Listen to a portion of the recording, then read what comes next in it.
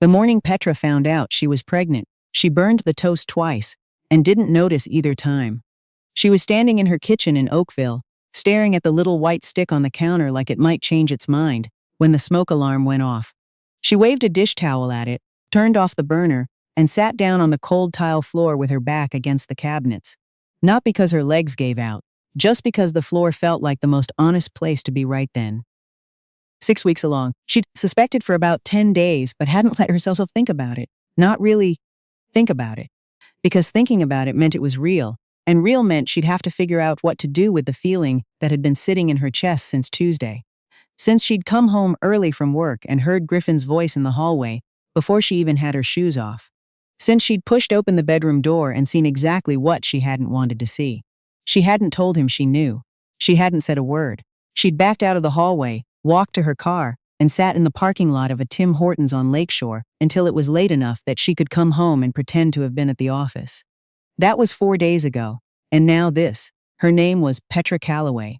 She was 32 years old, a senior project coordinator at a mid-sized architecture firm in downtown Toronto, and she was very good at keeping things together. Her colleagues described her as unflappable. Her mother described her as too proud for her own good. Griffin described her as the person he loved most in the world, which she had believed entirely and without question for 4 years. She was starting to understand that these descriptions could all be true, and none of them particularly helpful. She pulled herself up off the floor, poured the burned toast into the compost bin, and made herself a cup of tea she didn't drink. Then she went to work, because it was Thursday, and there was a client presentation at 2 o'clock, and someone had to care about the load-bearing walls. Griffin Aldous had the kind of face that made people trust him immediately. It wasn't calculated, it was just how he was built.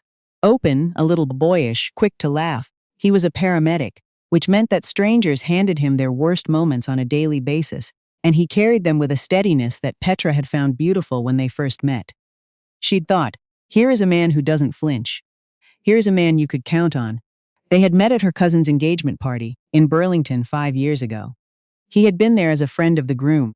She had been there as herself, slightly overdressed, nursing a glass of Riesling, pretending to find the centerpieces interesting so she wouldn't have to make conversation. He had appeared at her elbow and said, "Those flowers look like they've had a hard week," and she'd laughed before she meant to. They moved in together after a year. They got engaged at Christmas, on her parents' back porch in Guelph, with her dad's dog stealing the ribbon off the ring box. She had been the kind of happy that makes you superstitious about saying it too loud. The wedding was supposed to be next September. She had not yet told anyone that she wasn't sure there was going to be a wedding. The week after finding the test in her bathroom, Petra called her mother, not to tell her, she wasn't ready to tell her, just to hear a voice that wasn't Griffin's. Her mom, Carolyn, picked up on the second ring the way she always did, as if she'd been expecting the call. "You sound like you haven't slept," was the first thing she said. "I slept fine. You want to come for dinner Sunday? Maybe. I don't know." There was a pause. Carolyn was not a pushy woman. She had raised Petra to handle her own business, which Petra had always taken as a compliment and was currently finding inconvenient.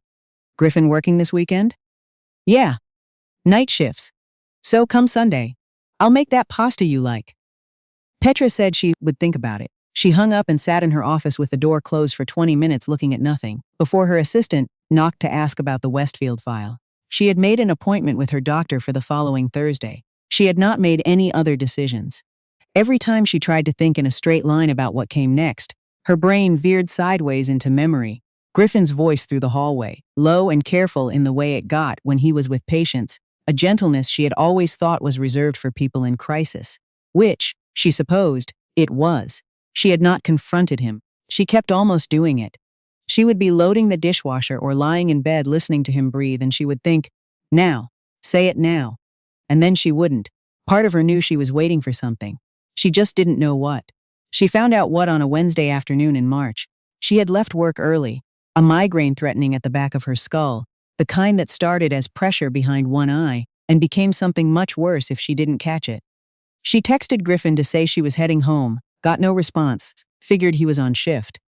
She took the GO train and then a cab because she didn't feel like walking, and by the time she got to their building in Oakville, her vision was a little swimmy at the edges. She stepped out of the elevator on the 4th floor. Halfway down the hallway, she stopped. Griffin was standing outside their apartment door. He was not alone. The woman beside him was maybe a few years younger than Petra, dark hair, wearing a coat Petra recognized as expensive, a soft gray wrap style that fell open across the front. She was visibly pregnant. 6 months, maybe 7. And Griffin had his hand on her back, and he was speaking to her quietly, with his head slightly bent, the way he did when he was trying to calm someone down. The woman was crying. Petra stood at the end of the hallway and felt the world tilt. She didn't move. She didn't think she could. She just stood there with her work bag over her shoulder, and her head pounding, and watched Griffin guide this woman toward their door. Their door, with the little ceramic plaque Petra's mom had given them when they moved in.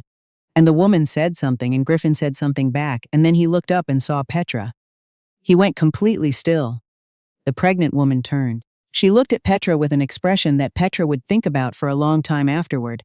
Not cruel, not triumphant, just worn down and uncertain, like someone who had been carrying something heavy and wasn't sure if she was allowed to set it down. Petra, Griffin said. Just her name. Nothing else. She turned and walked back to the elevator. She drove without knowing where she was going. Which was fine because her hands knew the route before she did. She ended up on her parents' street in Guelph 80 minutes later. She sat in their driveway for a long time. The kitchen's light was on. She could see her mother moving around in there. She thought about driving away. She thought about this for about 5 minutes. Seriously considered it. Then she got out of the car. Her dad, Hugh, answered the door. He took one look at her face and said nothing. Just stepped back to let her in and called for Carolyn. Petra sat at the kitchen table, and her mother put the kettle on without asking, and her dad sat across from her with his hands folded and waited. She told them everything. From the first time she'd found something that didn't make sense. A text she wasn't meant to see. A Saturday he'd said he was on shift but wasn't. To the week she'd spent in silence after the hallway. To the test, to tonight. She said it all plainly and without crying until the end, and then she cried for about 10 minutes, and her mother sat beside her with a hand on her back, and her father looked at the table and didn't say a word because he was a man who understood that sometimes there was nothing useful to say. Come stay here, her mom said. For a few days. You don't have to decide anything tonight. I have work. It's a 40-minute drive. Petra looked at her parents' kitchen, the same table she'd done homework at. The same curtains, slightly faded now. A calendar on the wall with Carolyn's handwriting on every third square. She had grown up in this house understanding that certain things were permanent and certain things were reliable, and she had carried that understanding into adulthood like a compass. She stayed. Griffin called 11 times that night. She didn't answer. He texted, please just let me know you're safe. She texted back, I'm at my parents'. He texted, I'm so sorry, please let me explain. She put the phone face down on the nightstand and slept in her childhood bedroom with the glow-in-the-dark stars she'd stuck to the ceiling at age 10 and never taken down. She went to her doctor's appointment the following Thursday. Confirmed, 8 weeks. Everything looked fine. Fine was the word the doctor used, and Petra nodded at it like it applied more broadly than it did. She did not go back to the apartment. She asked her friend Maya, who had been her friend since university, and who had never particularly liked Griffin, a fact she had been diplomatic enough not to say too often, to help her get some things out while Griffin was on shift. They took 2 carloads, clothes, her grandmother's quilt, her books, her desk lamp, her laptop, the good cutting board. She left the engagement ring on the kitchen counter because she couldn't figure out where else to put it. Maya said, driving back to Guelph, do you want to talk about it or do you want to listen to the radio? Radio. Maya put on CBC and they didn't say anything for the whole drive back, and it was exactly right. She was 11 weeks along when she ran into Declan Marsh at the Oakville Trafalgar Hospital. She had driven down for her first official prenatal appointment because her GP was still based there and she hadn't gotten around to switching. She was in the lobby, pulling up her health card on her phone, when she heard someone say her name. She looked up. Declan was standing by the information desk. She recognized him immediately, even though she hadn't seen him in almost 3 years. He had the kind of face you kept in your memory without meaning to. Particular and still, dark eyes and an unhurried expression. They had worked together briefly. He was a structural engineer. They'd collaborated on a project in Mississauga where the timeline had been brutal, and they'd spent a lot of late evenings at the same coffee-stained table going over load calculations. She had liked him. She had thought he was the most quietly capable person she had ever met professionally, which was saying something. Petra, he said, again, like he wanted to make sure. Hi. She put her phone away. What are you doing here? My sister's appointment ran long. He gestured vaguely toward the elevator bank. I drove her. Oh. She nodded. That's nice of you. He looked at her for a moment, not at her stomach, just at her face, in the way some people did when they could tell something was wrong and were deciding whether to acknowledge it. Are you okay? I'm great, she said. And it came out more flatly than she intended, and they both knew what that meant. He didn't press it. He asked how work was going. She was still at the firm, she told him. He had started his own practice in Hamilton. They talked for maybe 7 minutes in the lobby of the hospital, standing slightly apart the way people do when they're not sure what the rules are anymore. And then the elevator opened and his sister came out, and he introduced them. His sister, Blythe, was 8 months pregnant and calm about it, in a way Petra found immediately soothing, like a person who had decided in advance not to be anxious and had just kept that decision. I like your coat, Blythe said, pointing at Petra's caramel wool peacoat. Thank you, Petra said, and meant it more than seemed reasonable. Declan walked her to the reception desk. Just a few steps, she hadn't asked him to. He just fell into step beside her naturally. Before he turned to go, he said, "It was really good to see you." She believed him. That was the thing. She just straightforwardly believed him. She thought about him more than she should have in the weeks that followed, which she attributed mostly to the fact that pregnancy had made her emotional and strange, and prone to fixating on things that felt uncomplicated. Declan felt uncomplicated. That was probably projection. She told herself to stop thinking about it. Griffin had stopped calling daily. He had sent one long email that she had read 3 times and then saved in a folder called Later, which she suspected she would never open again. He had confirmed what she already knew. Yes, her name was Sasha. Yes, it had been going on for 8 months. Yes, the baby was his. And he had said he was sorry with a thoroughness that did not help at all. He said he wanted to be present for his child. He said he hoped eventually she might be able to understand. She did not write back because she did not currently have anything to say to him that was fair. Her parents were steady. Her dad drove her to appointments when she wanted company. Her mom had started sending her articles about prenatal nutrition, which was annoying, but Petra recognized it as the specific shape of Carolyn's love and accepted it. Maya came up from Oakville most weekends, and they watched bad reality television and ate Lebanese food, and Maya never once said "I told you so," which Petra thought demonstrated remarkable character. She found an apartment, 2-bedroom, 2nd floor, on a quiet street in Guelph near the river, with a clawfoot bathtub and good windows and a radiator that clinked in a reassuring way on cold mornings. She signed the lease in April, 4 months pregnant, standing in the empty kitchen with afternoon light coming in at an angle that made everything look a little golden. She thought, this is a place I can be. She ran into Declan again in May. Not an accident this time. He had emailed in late April, formal, careful, just enough. He said it had been good to run into her, and he hoped she was well, and he had a structural question about a residential project she had mentioned at the hospital if she had a minute. It was so professionally worded that she almost smiled. She replied. They exchanged a few emails that were nominally about the project and actually about other things, the way professional emails sometimes are. He asked if she wanted to get coffee. She said she was more of a tea person. He said that was fine, there were places that served both. She met him at a cafe in Hamilton on a Saturday in May. She was starting to show properly by then. No hiding it, not that she was trying to. She watched him look at her when she came in and then look at her face instead, which she appreciated more than he could have known. They sat for 3 hours. They talked about the Mississauga project, which had been beautiful and exhausting. They talked about Hamilton and what it was like to run a small practice. They talked about Guelph and what she was doing there now. She did not tell him everything about Griffin, not all the details, not yet, but she told him the shape of it, and he listened without performing sympathy, which was exactly right. Before she left, he said, "Can I call you sometime? Not about work." She looked at him across the table. The afternoon light was coming through the window at a similar angle to the one in her new apartment, and she thought about that, the way good light returns to you. "Yes," she said, "you can." There was a period in June, in that particular Canadian summer way where the weather can't decide, when Petra felt worse before she felt better. 26 weeks along, the baby moving now in a way that was impossible to ignore, and she was navigating all of it on a single income with a lease she'd signed optimistically, and a job that accommodated her only because she was too valuable to lose. She was tired in a way that went past physical. Some mornings she would sit at her kitchen table and look at the to-do list on her phone and feel genuinely unable to explain to herself how she was supposed to do all of it. She called her mom one such morning, not to fix anything, just because. "You're doing it," Carolyn said. "You're right in the middle of it. That's different from failing. It doesn't feel different." "I know. It doesn't always." Her mother was quiet for a moment. Do you remember when we drove to your grandmother's after Christmas that one year and the 401 was all ice and we had to take the side roads and it took 4 hours and you cried in the back seat? I was 9. You were 9. But we got there. Petra leaned her head against the kitchen window. Outside, her street was green and very still. Mom, what? Thank you. Carolyn made a small sound that meant she was waving that away. Sunday. Pasta. Sunday. Pasta. Declan did call. He called on a Tuesday evening when she was painting the second bedroom a soft gray-green. She had been going back and forth between colors for weeks and had finally just bought the paint before she could change her mind again.